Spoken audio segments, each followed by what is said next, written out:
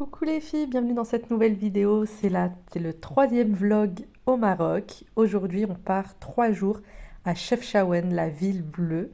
Ça va être magnifique. Si vous n'avez pas vu les 2 premières vidéos, je vous invite à aller le faire. Je vous ai filmé dans un premier temps le trajet pour le Maroc et ensuite nos premiers jours à Marchil avec le room tour. Et donc là, on prend la voiture direction Chefchaouen. On a à peu près 1 heure et demie de route, 1 heure et demie.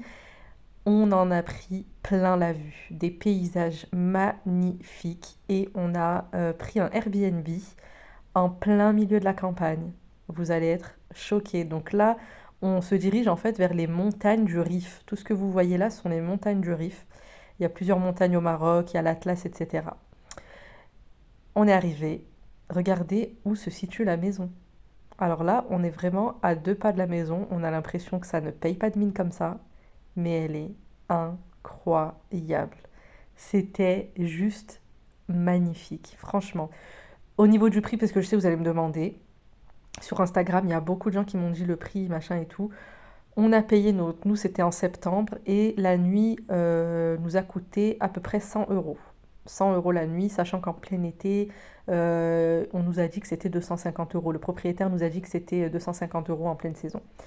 Donc on était bien content d'avoir pris pour début septembre. Franchement, il faisait encore autant chaud, aussi chaud qu'en été, et les prix étaient moins chers. Donc regardez la belle piscine. Qu'est-ce qu'on en a profité, de jour comme de nuit, hein. Et là, c'est parti pour le room tour. Alors, on arrive déjà, il y a une immense cuisine. Le frigo, il est de l'autre côté, regardez, il est juste là. Ensuite, tout est ouvert, hein, vraiment tout est ouvert, rien n'est fermé, ni la salle à manger, salon, cuisine, tout est ouvert. Là, on a une salle à manger avec encore cette vue spectaculaire. Tout ce que vous voyez de vert dehors, à la base, c'est un lac. Normalement, c'est une rivière, parce que sur Airbnb, il y avait les photos avec la vue de l'extérieur et c'était un plan d'eau. Vraiment, il y a la rivière. Et là, ça s'était asséché après l'été. Enfin bon, il y a un très grand salon. Et si vous remarquez bien les meubles, que ce soit les lits ou les canapés, regardez, ils sont accrochés au sol en fait. Ils sont construits avec la maison. Pareil pour la salle de bain. Ensuite, donc on a la chambre principale avec pareil la vue incroyable. On a voilà 2 dressings qui sont comment on appelle ça? Placards muraux, ouais, voilà. Ensuite, dans la deuxième chambre, regardez, les lits, pareil, sont accrochés au sol. Il y a 3 lits, donc ça fait un peu un style de dortoir avec des enfants, c'est bien. Donc déjà là, ça peut accueillir jusqu'à 5 personnes, mais en réalité, avec les canapés qui étaient d'ailleurs très confortables et super grands, quand on retire les coussins, ils étaient immenses. Ma fille d'ailleurs, elle a dormi dans le salon, tellement c'était super confortable. Ensuite, donc il y a la salle de bain avec une petite machine à laver semi-manuelle. Et pareil, avec cette vue qui est incroyable. De toutes les façades, on a des vues magnifiques. Ensuite, j'aime beaucoup comment ils ont aménagé le couloir en rajoutant une banquette sur le côté. Et bah, la vue de l'extérieur, hein, sur la piscine, c'est tout aussi beau. Regardez-moi ça. Et regardez aussi autour. Enfin, c'est incroyable, c'était vraiment beau. Il me semble qu'il devait être 10 heures du matin. Ouais, 10 heures à peu près. Donc voilà, et pareil, le tapis, j'étais impressionnée. D'ailleurs, fun fact, c'est les premiers. Mon fils a commencé à marcher à 4 pattes dans cette maison grâce à ce tapis, parce que je le laissais gambader vraiment, je l'allongeais par terre, il n'y avait rien autour, c'était super bien. Et donc voilà, là j'étais en train de faire une vidéo pour envoyer à ma mère, je crois. Donc j'étais en train de lui faire un home tour, je vous le mets aussi ici, c'était vraiment beau. Et j'aurais beaucoup beaucoup aimé avoir la vue sur la rivière. Bon, je suis bien contente qu'il y ait de la verdure pour leurs troupeaux, etc. Mais je pense que de l'eau aurait été tout aussi nécessaire dans cette région. Regardez au loin, il y a des gens qui se baladent. Sachant que de ce que nous avait dit le propriétaire, les habitants de la région étaient bien contents quand la rivière était un peu plus sèche parce qu'ils pouvaient traverser justement, alors que normalement ils faisaient un énorme détour pour aller d'un point A à un point B. Et quand la rivière était sèche, comme cette période, ça arrive plusieurs fois dans l'année et après d'autres moments dans l'année où elle est, comment elle est irriguée, je sais pas, voilà. Et ben, ils étaient bien contents parce que leur déplacement était beaucoup plus simple. Ensuite, donc, je suis montée sur le toit, le star, et pareil, la vue était incroyable. Ils nous ont mis 2 petits matelas pour si on voulait s'allonger là. Bon, nous, on n'a pas du tout profité du toit parce que, bon, j'avoue qu'au Maroc, on a un petit peu l'habitude des rooftops. C'est pas impressionnant pour nous. Donc voilà, c'était vraiment juste pour vous montrer comment c'était. Et en fait, dans cette maison, il y a aussi un service cuisinière, une dame qui nous prépare les repas. Finalement, on l'a pas pris parce qu'on n'est jamais en fait à la maison, on n'est jamais là aux heures de repas. Donc finalement, on l'a pas pris, mais elle nous faisait quand même régulièrement des beignets, des croissants, etc. Et ensuite, on a pris la route pour Chefchaouen, sachant que la maison était à 10 minutes en voiture de Chefchaouen, mais voilà, on n'a pas pris les logements typiques de la ville bleue. Regardez comme c'est beau. On a vraiment pris une maison parce qu'on voulait aussi profiter d'une piscine qu'on n'a pas chez nous à Tanger, à Tétouan. Et donc, le soir, on est parti donc à Chefchaouen se promener et la nuit, elle est bientôt tombée. Donc, on était un peu deg au début, mais en fait, finalement, on a squatté. On a vraiment, vraiment squatté. C'était magnifique. Regardez-moi ce bleu. L'histoire de Chefchaouen, elle est aussi incroyable.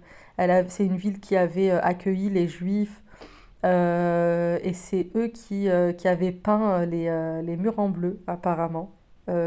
Parce que c'était la couleur de l'espoir à une période où ils étaient un peu rejetés de tous les pays et que le Maroc leur avait ouvert les portes de son royaume. Donc voilà, ensuite on est allé manger. On avait un petit creux hein, quand même. On est allé manger et puis il était assez tard quand même. Hein. Là il était assez tard, il devait être 22 h, 23 h. Et on est rentré à la maison faire un bain de minuit. Yes, l'eau elle était super bonne. C'était trop bien. Franchement, on a mis les enfants au lit et puis on allait se baigner. Et c'était trop bien. Et regardez là, j'ai eu la peur de ma vie. Mais regardez bien ce qu'il y avait sur la rambarde. Un énorme criquet. Et je l'ai vu au moment où j'essayais de monter par les escaliers, par l'échelle là-bas. Et j'ai failli mettre ma main dessus. J'ai hurlé de peur. Enfin bon, le lendemain, on s'est levé et première heure, on est allé de nouveau à Chefchaouen. Quand je vous dis que cette ville nous a marqué, c'est que vraiment elle nous a marqué. Tout est incroyable, tout est beau, tout est magnifique. Il y a énormément de touristes, mais des touristes fondus dans la masse. C'est-à-dire que j'ai vu des personnes, des Européens, des Américains, des Canadiens qui s'habillaient de façon traditionnelle, qui se levaient le matin et qui descendaient prendre un thé à la menthe en bas au petit-déj. Enfin, en bas, c'est-à-dire en dehors de leur logement, dans les petits restaurants, les cafés, etc. Qui vivaient vraiment comme des gens, comme des locaux. Et ça m'a fait trop plaisir. Parce qu'il y en a marre de voir des touristes je parle pour moi aussi, hein, j'aime pas aller à un endroit et faire la touriste, comment dire, et vouloir ce que j'ai déjà chez moi. Par exemple, si j'ai l'habitude de vivre dans le luxe, pour des personnes qui ont l'habitude de vivre dans le luxe, qui s'attendent à vivre dans le luxe, même dans un pays étranger, je trouve ça nul. Et j'aime beaucoup les gens qui s'adaptent à l'environnement, qui s'adaptent à la population. Et à Chefchaouen, c'était incroyable comment j'ai remarqué ça. Il y avait beaucoup d'Espagnols ou de personnes de pays hispaniques en tout cas qui étaient là et qui vivaient genre en communion avec cette ville. C'était incroyable. C'était vraiment magnifique. Et à côté de ça, il y avait aussi les locaux. Les locaux qui font leur vie, voilà, alors qu'on sait que c'est une ville ultra touristique, que cette ville attire beaucoup, beaucoup de monde, et de les voir en fait baigner dans leur environnement naturel comme ça. C'est-à-dire qu'à un moment donné, il y avait un petit chat devant le pas d'une porte, et ma fille le caressait, et puis il y a la dame qui a ouvert sa porte, parce qu'elle nous a entendus, elle a ouvert sa porte, et puis on a vu l'intérieur de sa maison. Euh, ils y vivent vraiment normalement, alors là, vous me direz, ben oui, c'est normal, enfin, c'est chez eux. Mais nous, en fait, de l'extérieur, on voit que le côté touristique. Et là, de la voir, elle nous a sorti du pâté pour chat pour ma fille. Enfin, voilà, trop bien. Ensuite, donc on a fait un petit tour et ensuite on est allé prendre un petit déjeuner. J'espère que vous avez bien profité des images, hein. Par contre, j'ai parlé tout le long. J'espère que vous avez bien profité des images, c'était vraiment trop beau. On a pris un petit déj traditionnel et ensuite on a pris du pain, on allait prendre un peu des petites choses pour se faire un petit truc au bord de la piscine. Et quand on est rentré, il devait être 14 h, 15 h, on a vu donc la petite dame qui nous avait laissé des beignets comme ça. On a profité de la piscine, on a fait une sieste et écoutez-moi ça. On est ressorti encore une fois à Chefchaouen et écoutez-moi ça.